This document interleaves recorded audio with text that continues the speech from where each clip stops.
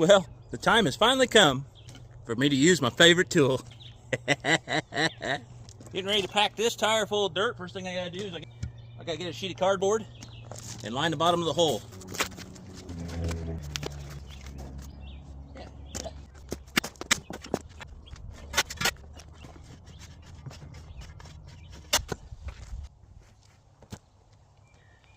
Boom.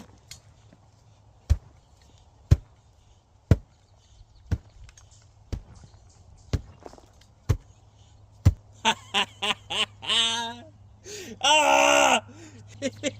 Boom! Boom! Boom! Ah! I never got to try it with dry dirt. When I made the bowling ball, it was January. It was nothing but mud out. But right here where I swung, it did exactly what I wanted. It hit the dirt and pushed the excess up into the tire exactly the way I wanted it to. This thing's going to frickin' work. I got my tire packed. It took me a very tired 15 minutes or so, which is not bad. But yeah, it is confirmed. Bowling ball hammer is a huge success. I was going to kiss it, but I remember Hank peed on it.